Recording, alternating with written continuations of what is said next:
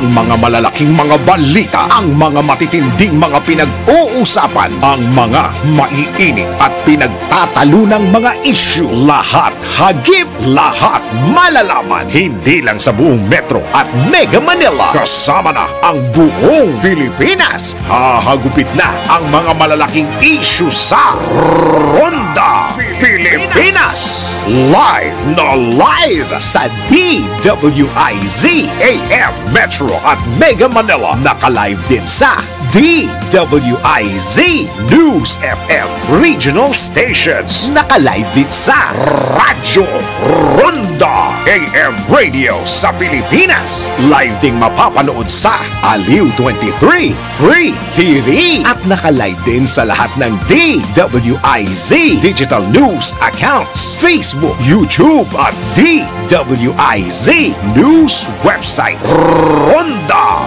Pilipinas. Wala nang mahuhuli sa balita. Wala nang maiiwanang issue na hindi mo alam. Ngayon, updated ka na sa Ronda Pilipinas. Kasama si Dennis Antenor Jr.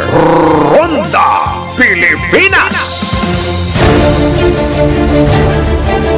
Narito na mga headlines para sa Ronda Pilipinas. Ronda Pilipinas. Presyo ng mga produktong petrolyo nakaambang tumaas na naman.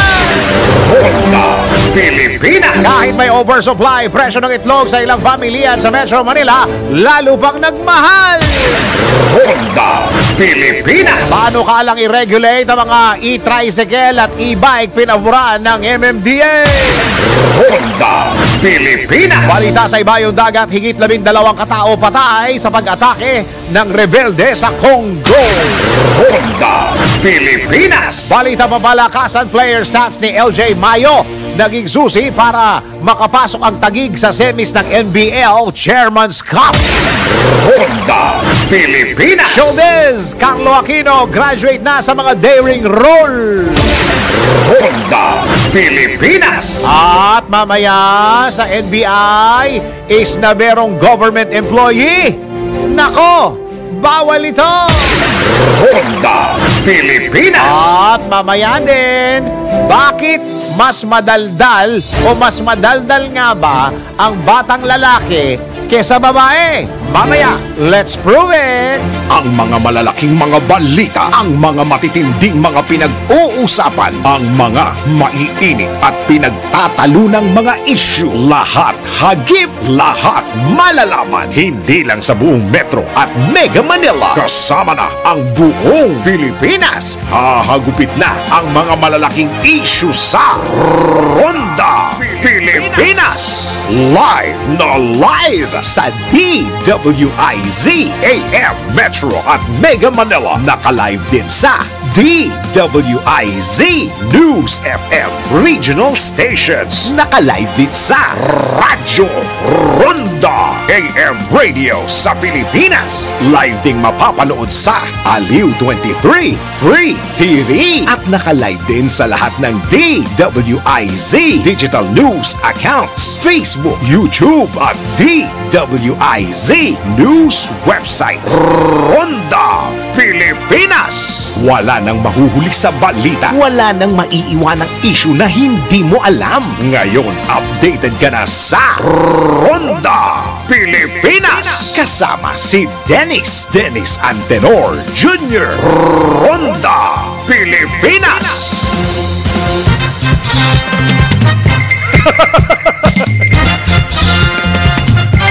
Si Raulo ko talaga yung ginira. Again! Oy, nabalitaan nyo na ba? Merong final po ang isang congressman all the way from, congresswoman, all the way from CDO, Cagayan de Oro. Meron hong tinatawag na heartbreak leave. Papayagan ka ng kumpanya mo dahil nabasag o nawasak ang puso mo. Oh, yun ho ang bagong bill ngayon sa Kongreso na pag-uusapan, ha?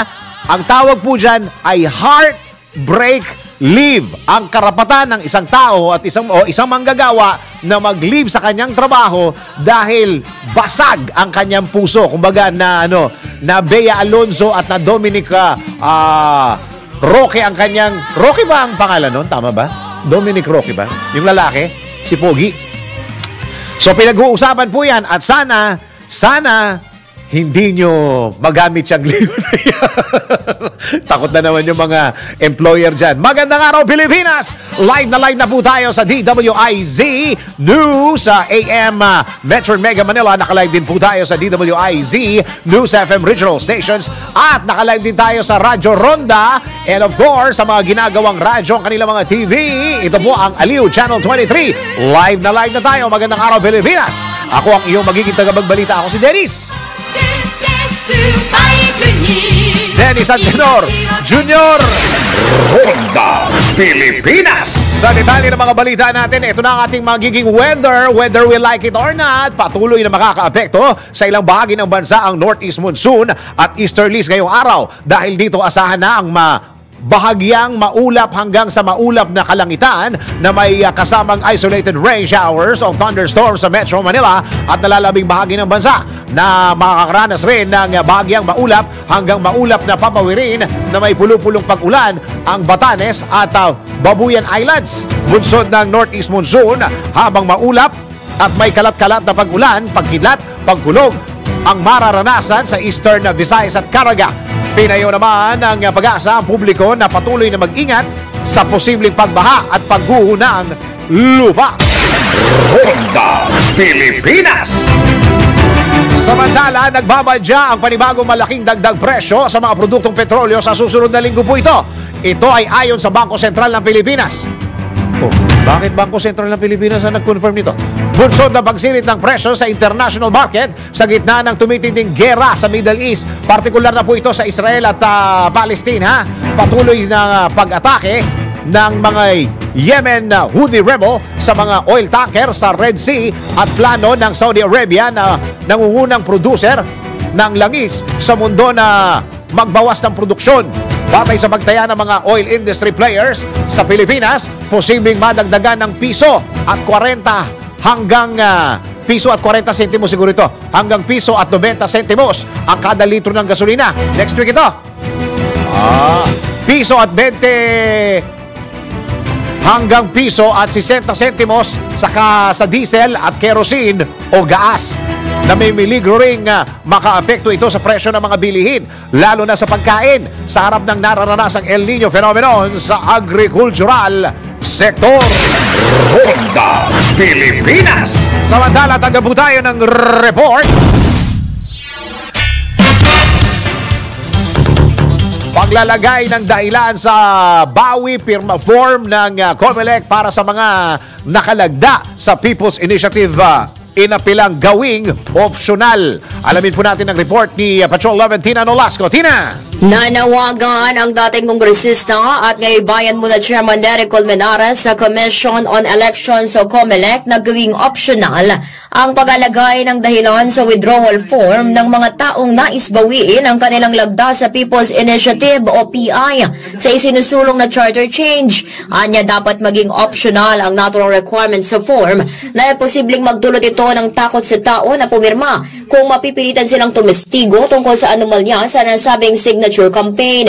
Ayon kay Colmenares, dapat na malayang magsabi ng dahilan ang isang nakapirma sa PI kung nanaisin niya at malaya din kung hindi niya na ito ipapaliwanag. Gihit ng dating mambabatas, karapatan ang pagbawi sa pirma sa PI at hindi na kailangang pabigyang katwiran. Matatanda ang kamakailan lamang ng aprobahan ng COMELEC ang memorandum na pamamahagi ng withdrawal forms sa mga rehistradong botante na gustong bawiin ang kanilang mga pirma sa petisyon ng PI para maamyendahan ang 1987 Constitution. Ito si Patrol 11 Tina Nolasco para sa Impiyang May Todong Lakas DWIZ, nagbabalita ng tama, naglilingkod ng tama. Kapag may bagong balita, naka-on air agad-agad DWIZ Patrol Report. Ang tanong lang naman dyan, anong pondo ang gagamitin? Gagamitin ng COMELEC yung pondo nila para doon sa pagbawi. Pambihira, parang spaghetti talaga yung PI na yan, oh. Laban bawi na lang. Sige, tuloy mga balita.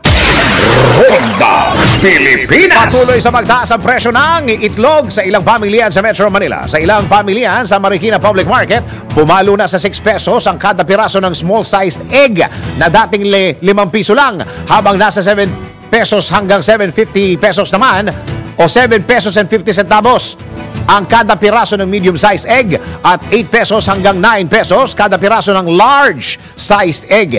Paliwanag na nagtitinda ng itlog, malulugi o wala na silang kikitain kung ibababa pa ang presyo ng kanilang ibinebenta mga produkto dahil nakadependehan niya ito sa ibinibigay na presyo ng kanilang mga supplier. Matatandaang nasa 4 pesos hanggang 5 pesos ang farm gate price ng maliliit na itlog dahil sa oversupply at mahinang bentahan nito sa mga consumer noong nakalipas na linggo. Ronda Pilipinas. Akala ko ba Department of Agriculture nasa stable na ang presyo ng itlog? Parang in-announce nyo nung last this week ba yon na magiging 4 pesos o 5 pesos. So ngayon 7 pesos na naman. Yung iba naman 7 pesos and 50 centavos, 7.50. Akala ko ba stable na tayo sa 4 pesos? Ay naku, pagkausapang itlog dapat kayong bigyan ng itlog. Ronda Pilipinas. Panahon na para i-regulate ang mga e-trike at e-vehicles. Ito ang naging pahayag ni Chairman Attorney Romando Artes ng Metro Manila Development Authority kasunod ng pagpupulong ng Land Transportation Franchising and Regulatory Board at Land Transportation Office at Department of Transportation kaugnay ng panukalang i-regulate ang mga electric bicycles at vehicles. Sa panayam ng DWIZ, sinabi ni Attorney Artes na plano nilang iparehistro ang mga nasabing sasakyan at i-require ang mga drivers nito na kumuha ng sarili nilang lisensya. Tapos po, ito pong mga nagmamaneho, minsan bata, Yes. minsan sobrang tanda. At dahil nga po walang lisensya, hindi sila nag-undergo ng formal training, wala silang traffic regulations education, complete disregard ng traffic rules. Okay. Kaya sila rin po mismo, yung mga representative po ng mga traffic heads ng mga LGUs, ang nagsabi na it's about time na i-regulate yung pong mga e-trikes na ito sa pamamagitan ng pagre-require na i-rehistro, require na yung nagmamaneho po ay may lisensya. May lisensya. Tiniyak naman ni Attorney Artes na sa oras na maipatupad ang panukala sa National Capital Region na ay palaliwigin pa ito at ipatutupad na rin sa buong bansa. In fact, nasa pag-uusap po namin na andun din po ang DILG, representative ni Sec. Benhur Abalos, na nagsasabi na once na maipilot dito sa NCR, ay i-cascade naman po ito at i-implement nationwide dahil sooner or later magiging problema rin po ito sa mga probinsya. Taga LTFRB at saka MMDA, yung munang traffic kasi kasuhin ninyo. Iba na naman ang huhulihin ninyo.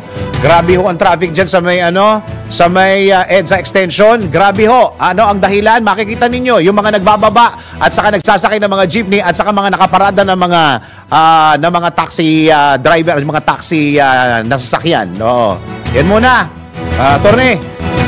Yan muna sikasuhin nyo. Yan muna sikasuhin nyo. Yan ang tinig ni Chairman Attorney Romando Artes ng Metro Manila Development Authority sa panayam ng DWIZ.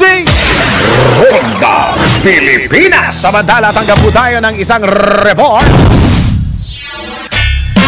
Okay naman yan, yung mga e-trike na yan. Oo, dapat talaga i-regulate yan. Baka mamaya, magningas kugo na naman yan. Baka hanapan na naman kayo ng batas dyan. Wala pang batas dyan, di ba? Baka matigil na naman, sayang effort.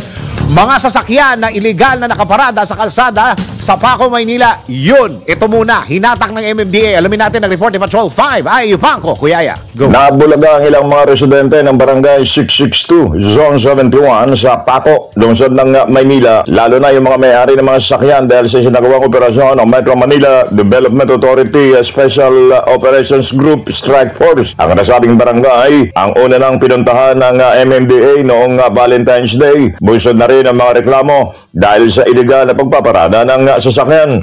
Ayon kay MMDA Officer in Charge Gabriel Go, ang operasyon ay isinagawa bunsod na reklamo ng tanggapan ng procurement service ng Department of Budget and Management o DBM. Anya, seryoso ang MMDA sa mandato nito na linisin ang mga kalsada sa mga sagabal upang maging maayos ang daloy ng trapiko. Umalma naman ang ilang mga may-ari ng mga sasakyan na nagpaparada dahil may hawak daw silang MOA mula sa barangay.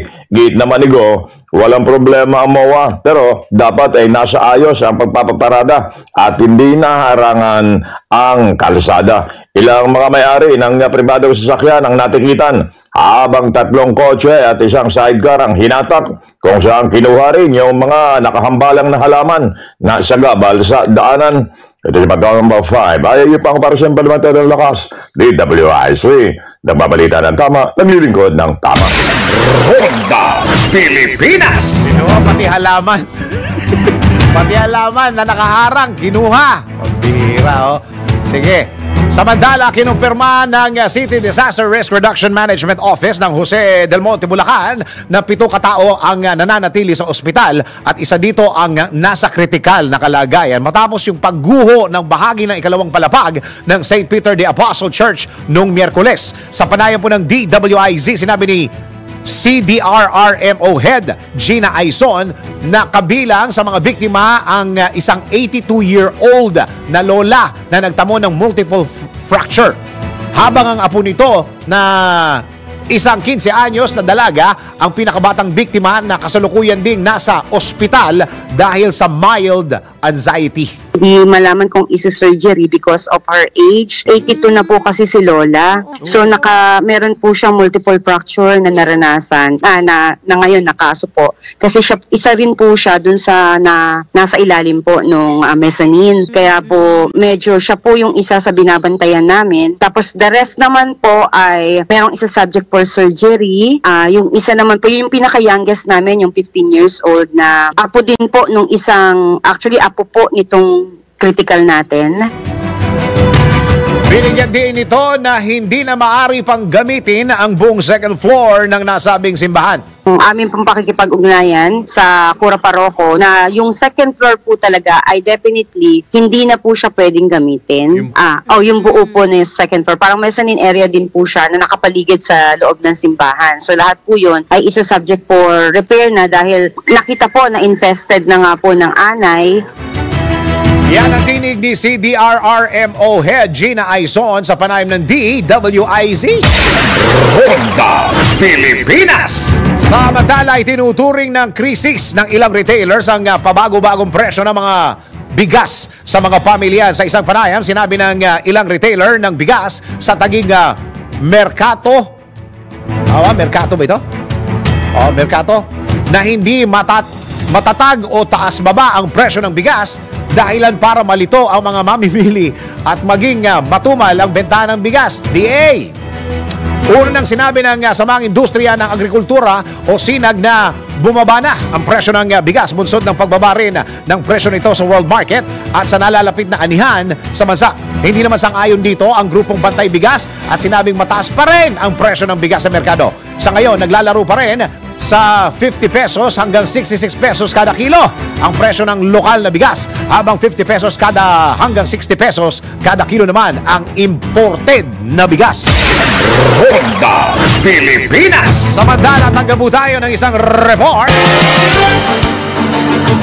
Ronda Probinsya tayo, Lady Drug Pusher Tiklo sa Angeles City. Kuya Johnny, ito ba'y nahuli talaga, pinroject o bypass ito? Alamin natin mula kay Johnny Gole. Kuyang Johnny, go! Yes, Boss Dines, bypass operation ito. So dito sa nasabing operasyon na ito, nilatag nga nitong Police Station 2 ng Angeles City Police. Dalawang mga kilabot na lady drug pushers. Itong kanilang nasakuti dito sa bisinidad ng Barangay Amseca dito sa lungsod ng Angeles. Pinangalanan na lamang sila sa kanilang mga palayaw ni sina Joe at May. Nasamsam dito sa pag-iingat nitong dalawang lady drug pushers ang tinatayang 60 gramo ng shabu na may street value ito na 408,000 pesos. Ayon dito sa pulisya, itong mga suspect ay nasa kanilang drugs sa watchlist at kabilang din ang mga ito sa high value target individuals ng PDEA Region 3. Sila ay nakapit na ngayon dito sa himpilan ng Angeles City Police Station 2 at sinampahan na rin sila ng kasong paglabag sa Section 5 at 11 drug pushing at possession of illegal drugs dito sa City Prosecutor's Office. Mula dito sa lungsod ng Angeles, ito Kuya si Johnny. Central Luzon Patrol, Johnny Goli para sa Implemento de Kuya, kuya. WIC. Nagbabalita ng tama, naglilingkod ng tama. Kuyang Johnny. Andiyan, Yes, sir. Bakit daw ayaw pangalanan? May paliwanag dito ng dito ng local police. Hindi para sabi nila matagal nang nila ng kaso ito. Nananatili daw na inosente pa yung mga ito hangga't hindi nahahatulan ng korte. Akala ko ba matagal na minamanmanan yan? Oo nga Ewan ko may bago daw silang guidelines. Nagtataka nga kami kasi dito naman sa PDEA naman, bakit pag ang PDEA ang nag-operate at nakahuli, buong pangalan binibigay. Dito ngayon sa pulis, isa to sa mga tinatanungan natin, mula nung silang nakahuli ng mga ganito, ay hindi na nila pinapangalanan ng buo. Bakit kaya? Ayun nga yung paliwanag nila na hanggat daw hindi pa ito nahahatulan, nananatili pang mga inosente mga ito. Maging yung pagkuha nga ng mga pictures o retrato dito sa mga suspect na ito ay pinagbabawalan din bawal din. Lathala. Kasi meron daw nakapindi o meron daw inaprobahang batas na yun nga yung pinapalagay pa na mga inosente ang mga ito hangga't hindi pa sila nahahatulan o hindi pa na-promulgate yung kanilang kaso sa hukuman. Okay. Sagot na lang natin dyan. Okay. Okay, so yan ang update. Back to you, Sir Radens. Maraming salamat, Johnny Gole, nag-report ng live. Okay, teka muna. Tanong muna tayo. Dito muna tayo sa ating Let's Prove It.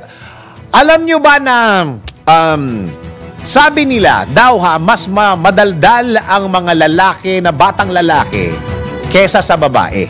Bata hindi natin pinag-uusapan yung mga malalaki, mga adult Sabi nila na mga batang lalaki daw ay mas madaldal kesa sa babae na bata.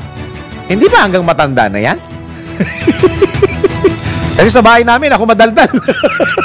Ako madaldal, wala pang commercial yon. Patunayan natin yan sa Let's Prove It. Bago maniwala sa mga claim-claim na yan, patunayan na yan sa Let's Prove It. May anak o pamangkin ka ba na lalaki? Pansin mo ba kung bakit tila madalas sila yung madaldal kesa sa anak o pamangkin mong babae? Alamin natin ang scientific study tungkol sa usapin na ito sa Let's Prove It.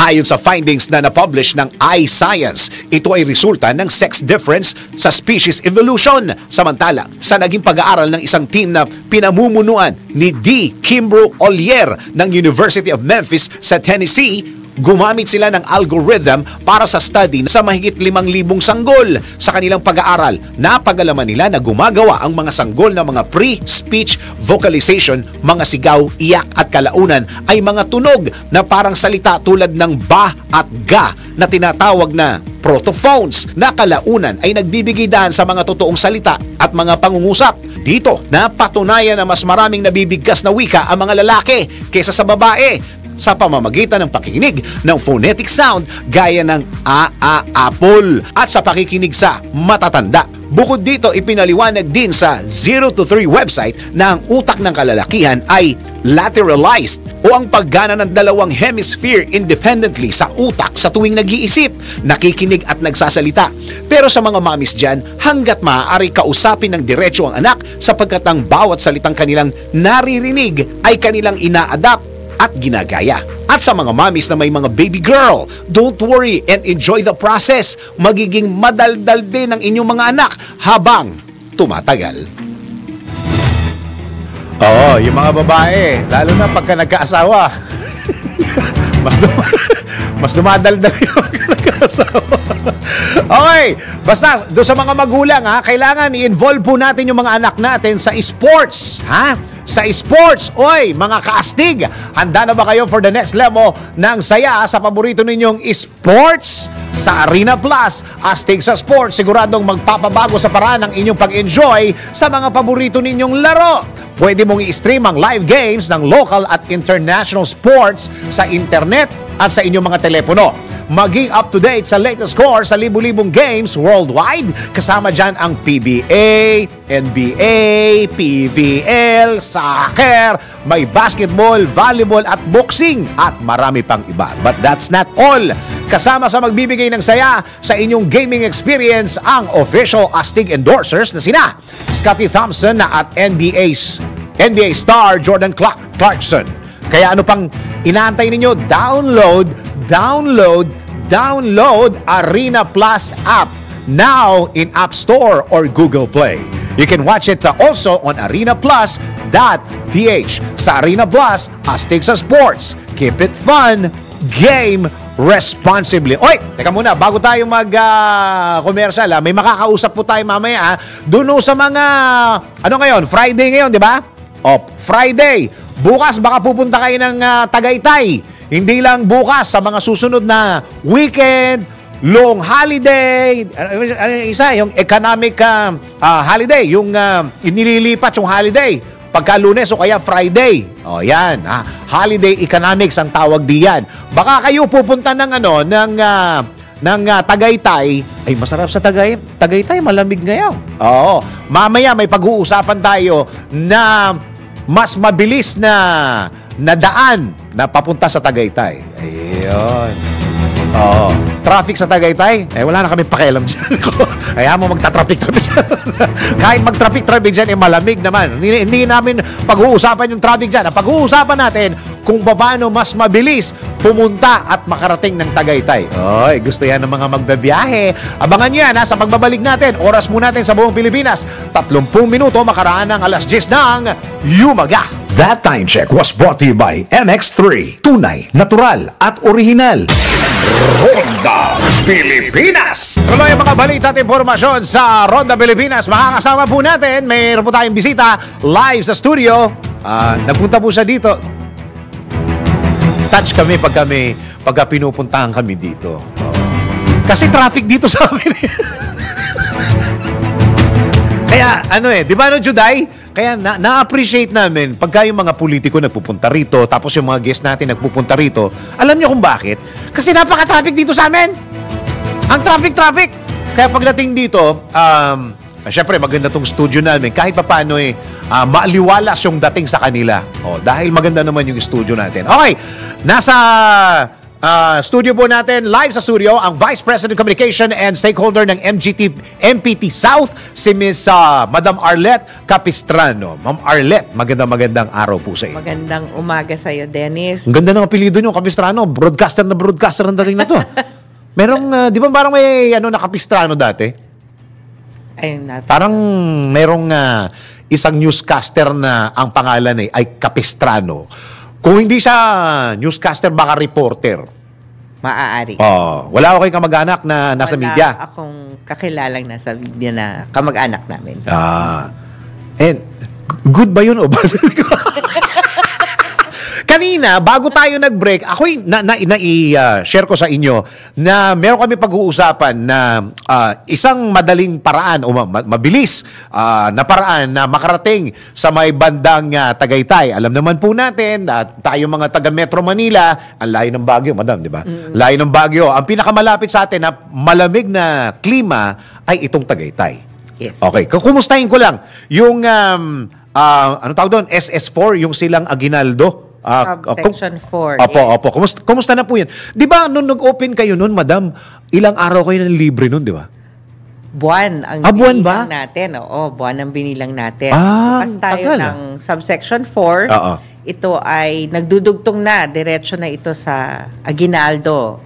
Aguinaldo Highway. Okay. So, mula doon sa interchange na yon, 4 kilometers siya na binuksan natin at dumugtong na siya sa Aguinaldo Highway. So, pag na-exit na tayo doon, 20 minutes na lang. Sa part 1 ng Aguinaldo? Ito yung part na malapit sa bagong munisipyo ng Silang. Sa bagay sa Silang, malamig na no? Malamig na sa Silang. Pero totoo naman, yung mula doon sa Silang na yun, papuntang Tagaytay, traffic din dun Madami na ding tourist destinations. Sa Silang mismo. Sa Silang mismo. Saka ang ganda ng mga kanilang mga taniman ng mga pineapple dyan, di ba? Pagka nadadaan ka dyan. Ewan ko lang kasi matagal na akong hindi na pupunta ng Tagaytay. Dahil nga sa traffic, madam. O ngayon, pwede ka nang dumaan Oo ng nga. Calax. Oo. So, mag-uumpisa yan mula sa Mamplasan, Binyan, Laguna. Dire-diretso na. It's a total of 18 kilometers na ngayon. At ang labas mo nito ay sa Aguinaldo Highway na. Ayun, na malapit na sa Tagaytay. Na malapit na sa Tagaytay. Oo. 20-30 minutes, depende na lang kung Oo. anong oras ng araw ka Oo. nagbiyahe. Sa pag-aaral ninyo, Madam Arlette, ilang sasakyan ng projection natin na dadaan dyan? Nung nag-project kami, nasa mga 5,000, 5,000 sasakyan. 5,000 lang muna. Natin. Oo. Oo. At sa popularidad ng Tagaytay at ito ang pinakamabilis na paraan sa Calax dumaan papuntang Tagaytay. Tama. Kami ay ngayon nasa 12,000 na ang sineserbisyohan. Dumoble. Wow, ang dami! Yes. Daily average natin yan. Daily, hindi yan, Dito lamang sa subsection na ito. Daily, hindi yan yung mga Sabado at Linggo, madam? Hindi pa yan yung Ay, ang dami, holiday time. Oh. Ang sinaservice natin, total length ng Oo. operational segment Oo. na mula Mamplasan hanggang Silang, ito ay nasa 42,000 vehicles Wow! daily. Grabe, no? Oo. Actually, yan na yung buong projection para sa buong Calax na Oo. duduktong dapat sa Cavitex. Oo. No? Pero 2025 pa yun. Yes, Natapos yes. natin. So, ito munang bukas at operational ang ating pinapaalam sa ating mga tagapakinig na pwede nilang daanan ito papuntang Tagaytay, pinakamabilis. Pag pinakamabilis, from where up to Tagaytay, yung bilis, i-compare po natin yung i-compare po natin yung time. Okay, 18 kilometers ang total Mamplasan hanggang dulo ng Silang Highway. So, yung 18 kilometers is about 18 minutes. Dito lang sa expressway na to. Tama. Nung dating wala pang Calax, ito ay around 45 to 1.5 hours. Mula Binyan, Oo. papuntang Parang Silang. hindi lang. Conservative pa pala ako. Oo, parang hindi lang. Conservative. So, imagine 18 minutes ka na lang Oo. ngayon sa expressway. Oo. Tapos idadagdag mo na lang ngayon yung paglabas mo ng Aguinaldo dun sa papuntang Tagaytay. Papuntang Tagaytay na. Additional 20 pa. Oo, So, oo. konti na lang. Yes, yes. So, Binyan to yung sigurado mong number of minutes Oo. sa expressway, Oo. 'di ba? 20 minutes plus another 20, 40. Dati Oo. ilang oras? Ilang oras. Papunta ng Tagaytay. Lalo na pag madam, pagkaabuti na kayo ng mga alas 4 ng hapon, alas 5, lagot kayo, palabas at saka papunta ng Tagaytay, grabe na ang traffic. Labas-masok na kasi talaga sobrang Oo. sobrang popular at napakaganda kasi sa Tagaytay, sa Silang. Actually ngayon medyo maganda na yung spread ng ating mga turista. Meron nang pumupunta ng Silang, meron na rin Oo. hanggang Tagaytay. Kasi malamig na rin sa Silang. Oo, At saka in fairness to Tagaytay, San Amadeo yung kape. lalo pa yun, Amadeo, di ba? In fairness to Tagaytay, ngayon ay marami ng one-way. Yes. One-way na mga Ginawang street dyan. streets. Hindi na two-way. Kaya yung traffic ngayon, medyo dire-diretso na rin. No, madam, Yes. no? Dire-diretso na. So pagdating natin doon, nababawasan na yung traffic. Oo. That's right. Oo. Meron na rin silang Baka magalit sa akin yung mayor eh. bypass road. Sinabi May ko kanina, ginawa- napaka-traffic sa Tagaytay. Baka magalit sa akin yung mayor. Pero in fairness, totoo yun. May mga roads na inopen na siya to make it a one-way street. At may bypass silang bago. May bypass silang bago, pero alam mo, ayoko sana sabihin niya kasi dyan ako dumadaan eh. Ay! Baka mamaya marami makatuklas. Pag nakatuklas yan, marami nang dadaan dyan, di ba madam? Pati naman itong SS4 ninyo, wala naman masyadong dumadaan dyan dati eh. Oh. O, di ba? Nung lumabas na yan, na-interview na kayo, napunta na sa Facebook, ayan na sila. Pero maganda pa rin. Maganda ito para sa mga kababayan natin na malapit doon at pumapasok sa Maynila. Yes. At lalong-lalo na sa ekonomiya ng Tagaytay mismo. Yes. Oo, business. Ekonomiya ng Cavite actually. Cavite, At actually, ng yes. Laguna. Dahil kung galing ka naman dito sa portion ng Cavite province, papunta ka ng Santa Rosa, ng Binyan, yan na din Calax ang gagamitin mo. Oo, tama. So both provinces, actually Region 4A, ang talagang matutulungan ng infrastrukturang ito. Tama. Yung infra na yan. Dahil maganda yan para sa mga Okay, kanina may nakikipagchismisan ho ako sa tao ninyo. Meron daw hong tuhog galing ng C5 Yes. papuntang Cavitex. Pwede nyo i-share sa amin yun. Yes. Ito ay bagong development natin na kasama sa buong segment na development ng Cavitex. Opo. So lahat ng familiar sa Cavitex, ito ay hanggang Parañaque. Yes. So meron tayo... Ako familiar dyan. Araw-araw ako dumadaan dyan, Ayan. madam. So kung right now, meron tayong Cavitex C5 link na nagdudugtong na sa Taguig papuntang Merville at Yes. Moonwalk. Tama. So ito ay isang bridge na overpassing SLEC. Yes. Ngayon, itong mga second quarter of this year, mabubuksan na namin Malapit na. yung isa pang segment mula Cavitex papunta naman sa Parañaque, Barangay San Dionisio.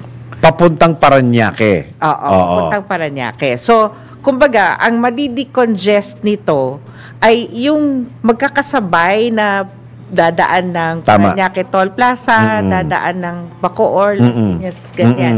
Ito ngayon ay papunta na agad, Parañaque na. So Ikaw tuhog ay- na talaga siya. tuhog na Parang siya. diretso na siya. Yes. Hindi ka na dadaan doon sa mga, ano tawag doon, mga service roads, no? Mga service road. Las Piñas ba yun? Tsaka Las Piñas may mga Kabihasnan. Parañaque? Yung Kabihasnan, that's a service road on the side, papuntang Dr. A. Santos. Yun. Yan ang, makakatulong na siyang makadecongest din dun sa area na yun. Aba, ayos alam nyo, minsan, reklamo tayo ng reklamo, parami yung sasakyan, kaya nagta-traffic. Ngayon, tinutugunan na ng inyong kumpanya na, ito na, nadadagdagan na yung mga daan. Yes. Diba? Nadadagdagan yung mga daan habang sinasabayan natin yung pagdami ng mga sasakyan. Yes. Iyo, kaya magandang balita ito. Natapos natin itong C5 link sa 2025, itong total length na to, 7.7 kilometers, madi-decongest niya dito ay EDSA.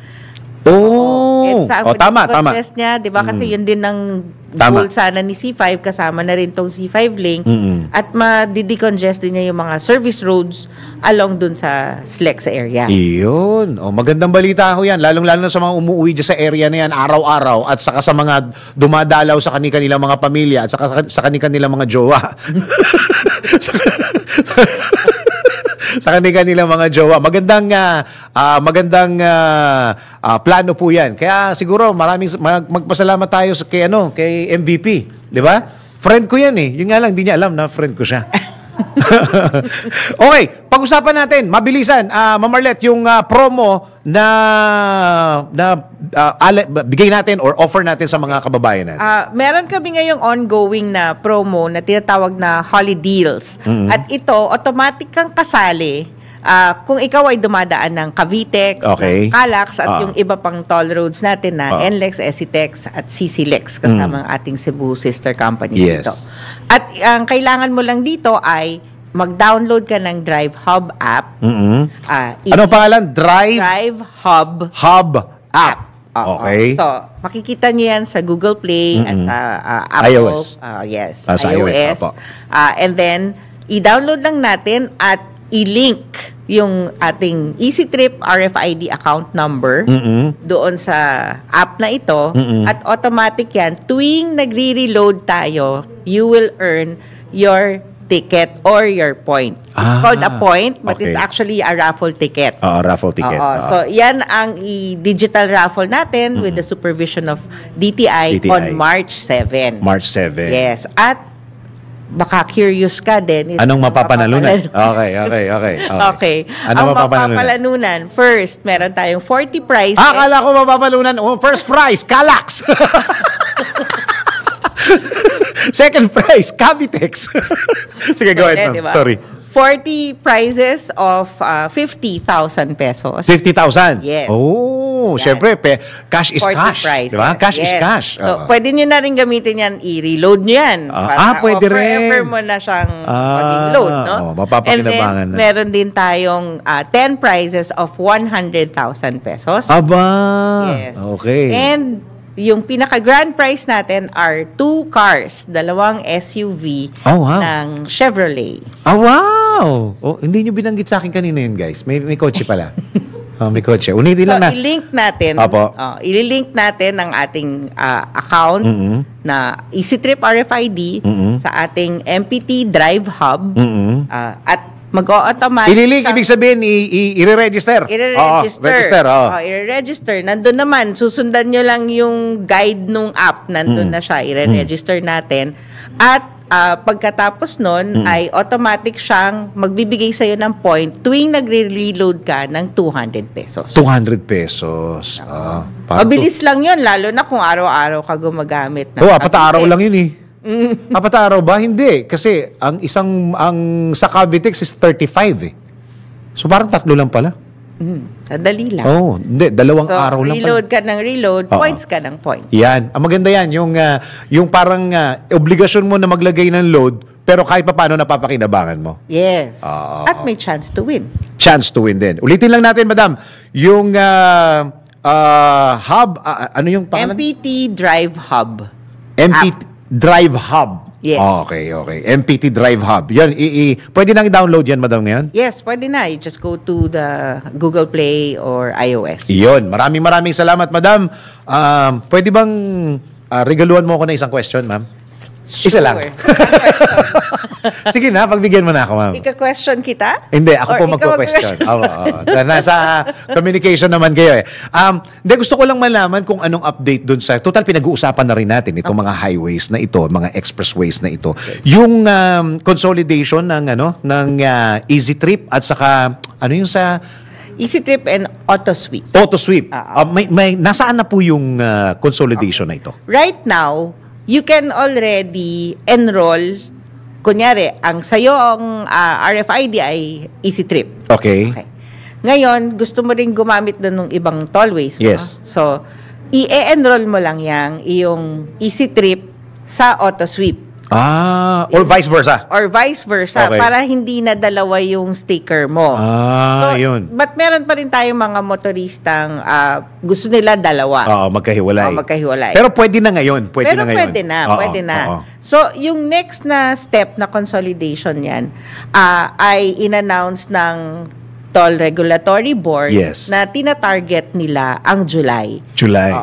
At kami naman ay nakikipag-coordinate sa kanila, sa timing din nila. Dahil meron pa rin silang mga testing na ginagawa. Because right now, meron na tayong cashless dry run. So, tama.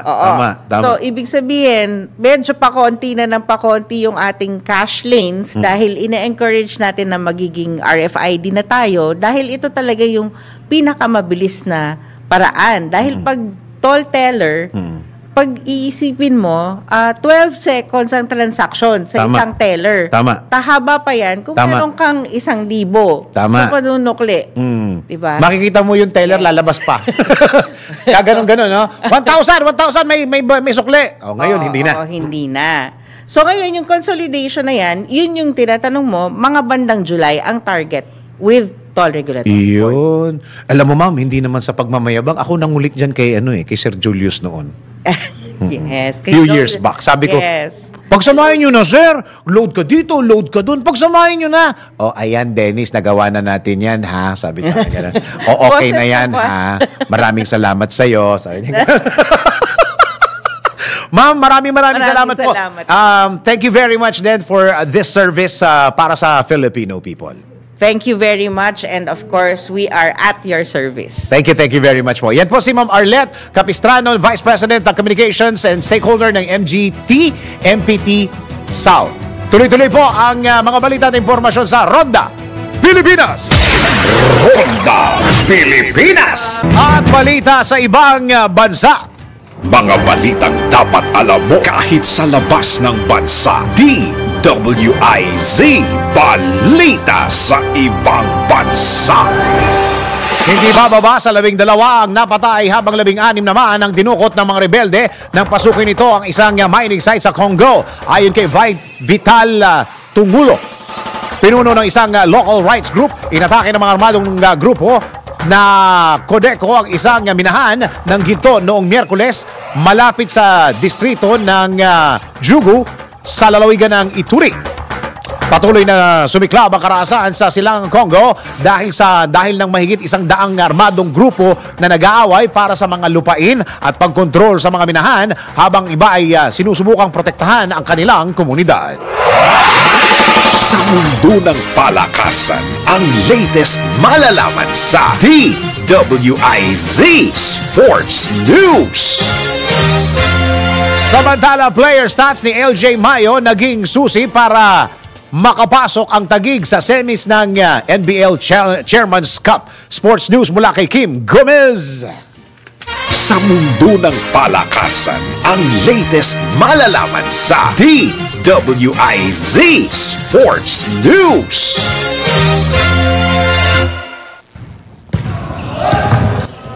Bumida si Larry John LJ Mayo ng Taguig City Generals para sa kanilang huling laro sa elimination round ng NBL Chairman's Cup. Ito ay kung saan tinalo nila ang Santa Rosa Heredanos, ang top 2 sa Group B, sa score na 83-65. Bukod sa kanilang best player na si Mike Sampurna, isa si LJ Mayo sa key players ng Kupunana na madalas ding effective at nakakapag-contribute sa tuwing siya ay pinapasok. Sa nakaraang laro kontra sa Santa Rosa, tila kinumpleto ni Mayo ang stats sheet.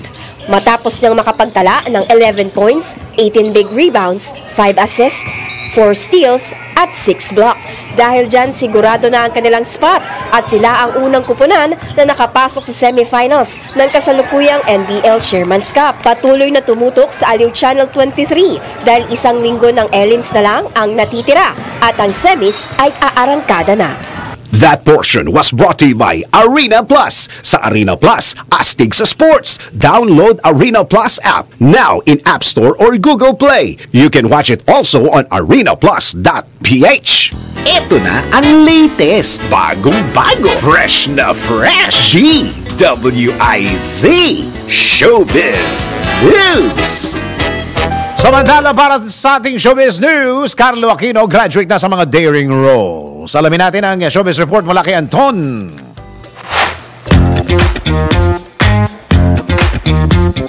Para sa aking balitang showbiz, tinuldukan na ni Carlo Aquino ang pagtanggap ng mga role na medyo daring. Ayon sa aktor, graduate na siya sa daring role at never na siyang tatanggap kahit na leading lady pa niya si Charlie Dizon dahil matanda na siya para sa mga ganoong role. Idinagdag pa ni Carlo na may anak na rin siyang babae na isa pang rason kung bakit hindi na talaga siya pwedeng tumanggap ng daring roles. Ang pinaka-sexy niya raw na ginawa ay ang mga pelikulang Tuli noong 2005 at Mater Dolorosa noong 2013. Hindi naman daw niya pwedeng sabihin pinaka-sexy niyang nagawa ang porno noong 2013 dahil may kadouble siya sa isang eksena na pinaliligaya niya ang kanyang sarili. Pagdating naman umano sa kanyang karelasyon ngayon, hindi niya raw ito pinipigilan kung gusto pa nitong magpa-sexy. Ayon sa aktor, nasa tamang edad na si Charlie at alam na nito ang mga dapat tinatanggap at hindi dapat tinatanggap. Personal choice na raw ni Charlie ang mga role na tatanggapin nito at susuporta na lamang daw siya dito. At yan aking balitang showbiz para sa Impirang Metodong Lakas, DWIZ. Ako si Anton, nagbabalita ng tama, naglilingkod ng tama.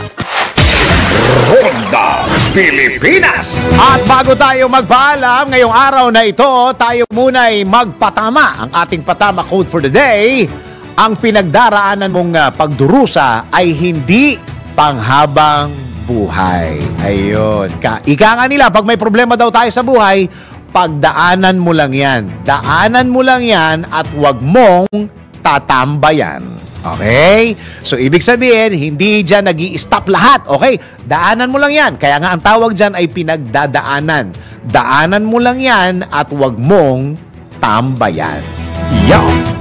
Yan ang kabuuan ng mga balita at impormasyon na tinami sa inyo live na live sa Ronda Pilipinas. At tabayan na po ang susunod na programang Yes, Yes, Yo! Topas Show with Attorney Ferdy Topas Show and Doc She Lejano. Maraming salamat Pilipinas. Ako ang iyong naging tagapagbalita. Ako si Dennis Antenor Jr. Nagbabalita ng tama, naglilingkod ng tama.